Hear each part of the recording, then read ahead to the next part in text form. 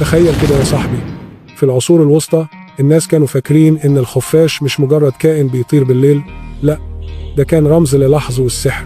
كانوا بيعلقوا خفافيش ميتة على باب البيت عشان يبعدوا الشر والأرواح الشريرة، وفي ناس تانية كانت بتحط جناح خفاش في جيبها كتعويذة تجيب الرزق.